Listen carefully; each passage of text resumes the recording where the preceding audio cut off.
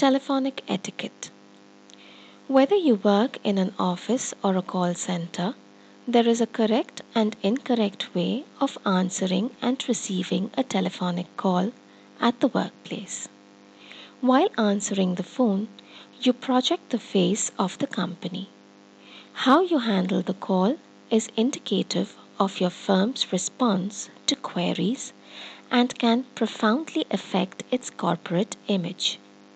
Aim to project a positive or at least a neutral impression to ensure that the customer does not end the conversation with negativity. If the call has a negative impact, you may lose the client. Therefore, it is best to make sure each call received or made is handled with professionalism. Using phrases such as thank you and please are essential in maintaining a congenial atmosphere. Listen intently without interrupting. Don't make people dread having to answer their phone or call your department. Answering the telephone. Try to answer the phone within 3 rings. Answering a phone too fast can catch the caller off guard, and waiting too long can anger the caller. When answering the telephone at work, it is important to use a professional greeting. For example, good afternoon, welcome to ABC Bank. This is Gina Jones speaking. How may I help you? Instead of using a simple hello, brand the call using the company's name. Branding the call serves two purposes.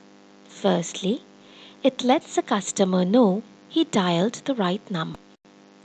Secondly, it prevents your company from appearing unprofessional and amateurish. Always thank the caller. If the caller has reached a wrong number, be courteous. Sometimes a call is bounced over the entire system and transferred to the wrong department eventually after a long wait, just because adequate information systems were not in place to begin with. This can be exceptionally frustrating. Even if it is not your department, take a few minutes of your time to redirect the call. Making a telephonic conversation interesting. When speaking on the phone, it's easy to sound bored, dull, and monotonous. To prevent this, garnish the conversation with a pinch of enthusiasm. Sound happy and upbeat. Adding a smile to your voice is easy. If you smile from the heart, it automatically comes through in your voice. Ask the caller to identify themselves, even if their name is not necessary for the call or is already in the records. This shows you have taken an interest in what they propose to say. Be mindful of your language when speaking on the phone. Pronounce your words clearly and avoid using slang and abbreviations. Be conscious of your volume. Some people just don't know how loud they are, especially when their attention is focused on the person on the opposite end of the line.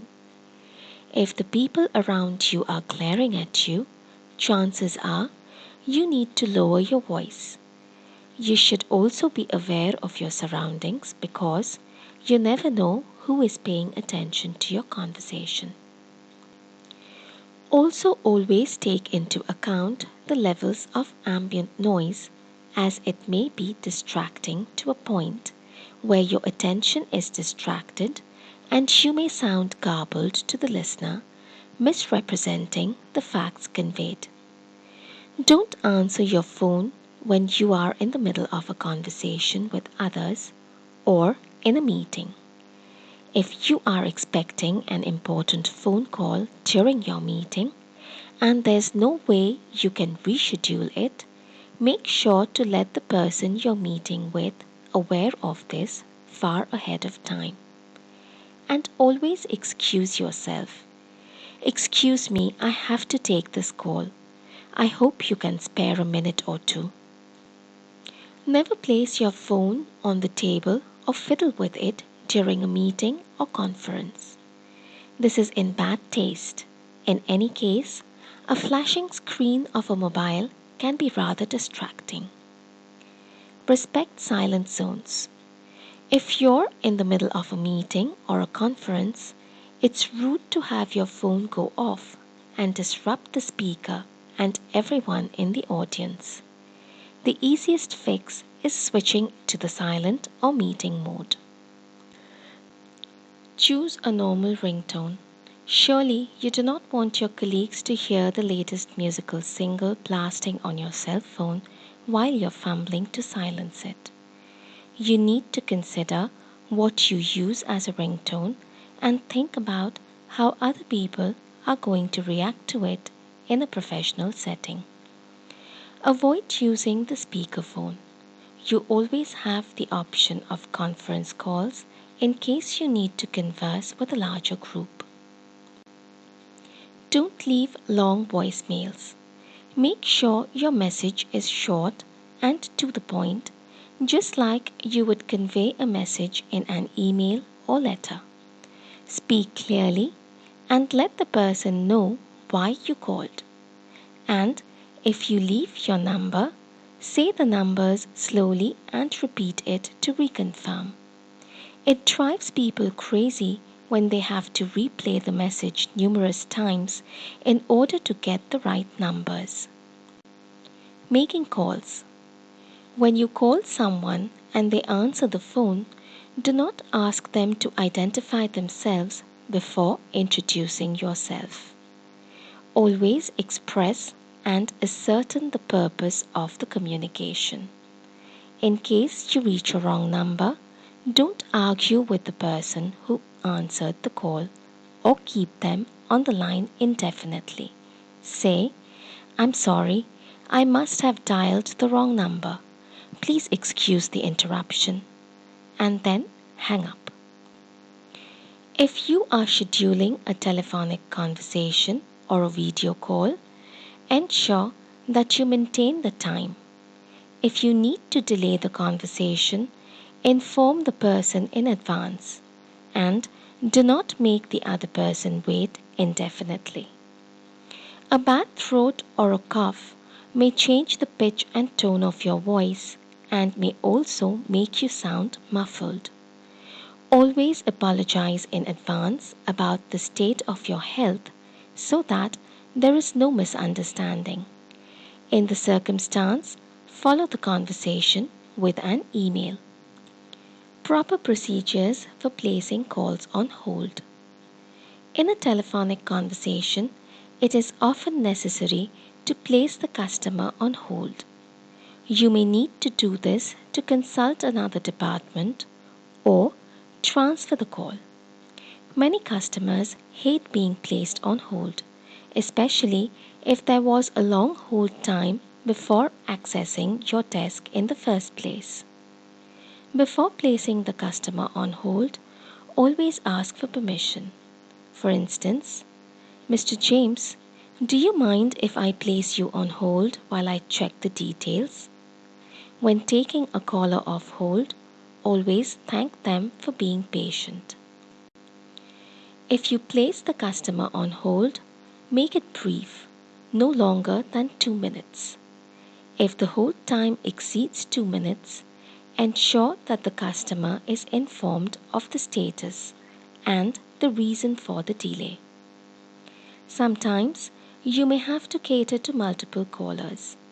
An organization should ideally have a computerized automated system in place so that the caller details are recorded to avoid confusion on part of the customer service executive or receptionist. Addressing an individual by the wrong name or designation can invite a very negative feedback. Use the hold button when leaving a line so that the caller does not accidentally overhear other conversations in the background. Transferring calls. If the caller needs to speak to another person or department, Transfer the caller directly to the desired person's extension. This will save the caller having to explain their requests yet again. It will also reduce the number of times the caller needs to be directed to the concerned department. When transferring a caller, tell them who you are transferring them to and announce the caller to the person you are transferring them to. If the concerned person does not wish to take the call or is busy in a meeting, inform the caller. For example, say, the concerned person is currently out of the office. May I take a message? Or would you like to leave one on their voicemail? Taking messages. Be prepared with a pen and message slip when you answer the phone. Even advanced office automation can fail, so always be prepared to take a message manually. When taking messages, be sure to ask for the caller's name. Ensure that you have noted the correct spelling. Caller's phone number, including area code, and what the call is in regard to. Repeat the message to the caller so there are no mistakes. Be sure to fill in the date, time, and your initials and place the message slip in a conspicuous place in the called person's office, such as their workstation. Don't forget that you can transfer them to voicemail instead of taking a paper message, but don't do so without prior permission. Do not assume that the caller would rather go to the voicemail. Voicemail greetings. Record your own personal greeting. Try to avoid using the standard default greeting or having another person record the greeting for you. People tend to feel that they have already lost the personal touch because of voicemail. If a female voice says that James Dean is not available, the caller will not be convinced that you access your voicemail regularly.